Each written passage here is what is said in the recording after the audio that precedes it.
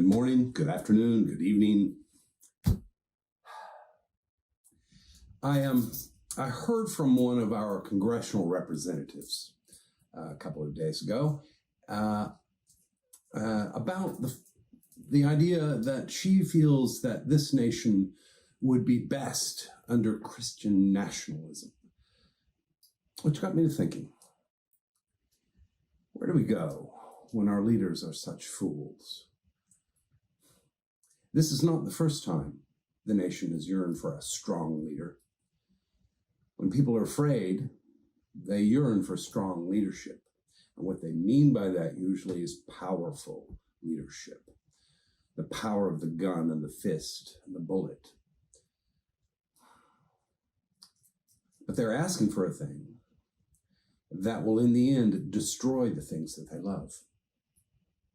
Because such strong leaders are always destructive, always murderous, and always hateful. Now, the Bible has nothing to say about America's struggle right now directly, because America wasn't America then. But I wonder if the Bible has something to say about this problem. Yes, it does. There are 2 points that really came to mind when I was, this last week I was visiting Maine, and I was going through this lovely town, and there was a man standing on the corner talking about green energy being communist, and there are kooks everywhere. But when our elected leadership starts to talk in terms of Christian nationalism, or nationalism of any kind for that matter, I find that problematic. And then, so I went back to the Bible and I found a couple of places. The first occurs in the Old Testament, in the book of Samuel. And it's a period of time, thousands of years ago, nothing like it is today, and yet everything like it is today. Because the Israelites are surrounded by people that they think are their enemies. And in some cases, they're absolutely right. They are fearful that outside forces are going to come in and take what is theirs.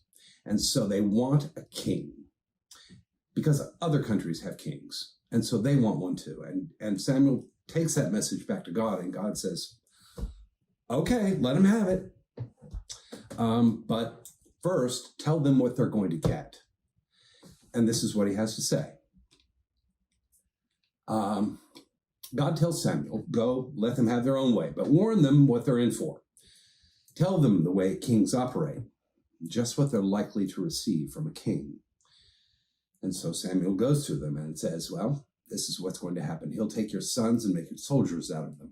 He'll put some to forced labor on his farms, and others to making weapons of war, chariots, which he can ride in luxury. He'll put your daughters to work as beauticians and waitresses and cooks. He'll conscript your best fields, vineyards, and orchards and hand them over to special friends. He'll lay tax on your flocks, and you'll end up no better than slaves. But the Israelites want a king. And so they get one. And almost immediately, things turn out very poorly for them. When we keep looking for the things of the world, we will get the things of the world.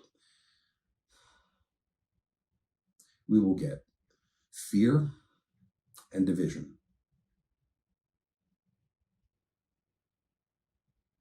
There's another time when this question comes up, and it's in the New Testament, in the book of Mark. And you may know the story. There are many different factions that are against Jesus, and 2 of them are the Pharisees and the Herodians. Now, why does that matter at all? Well, it doesn't. It matters not because we don't have Pharisees or Herodians, but we do have the same sorts of people doing the same sorts of things as those 2 groups. The Pharisees were the men of God. They followed the law. They went to church. They tithed. They did all the right things. And they had no knowledge of what God really wanted, because they stopped their ears. They heard the message, but they did not understand it. And so they twisted what God wants into what they wanted. The other group are the Herodians, who supported the puppet government out of Rome. Just people in it for the power. And they ask a gotcha question to Jesus. The same sort of question that you open up your social media and you will find right away. And they say, no, Jesus, I know you're a good guy. I just know you don't pander. You have integrity, that you're indifferent to public opinion. You say what's on your mind. So tell us, is it lawful to pay taxes to Caesar or not? Now, that's a sort of question like, have you stopped beating your wife yet? There's no right answer to it. But Jesus has one. And he says, bring me some coins. And they do. And he picks one out and he says, whose face is on that? And they say, Caesar. And Jesus says, right. Well, then, give to Caesar what is Caesar's and give to God what is God's. And what is God's is everything. And that stops them, shuts them up, but it doesn't stop their hatred. They don't open their ears. They just keep going on. If we want to be a Christian nation, I am fully on board. A Christian nation would accept all in equal fellowship because that is what Jesus did.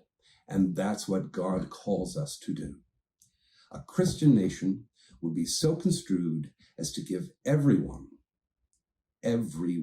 citizens and non-citizens alike, the tools and opportunity to let their gifts flourish.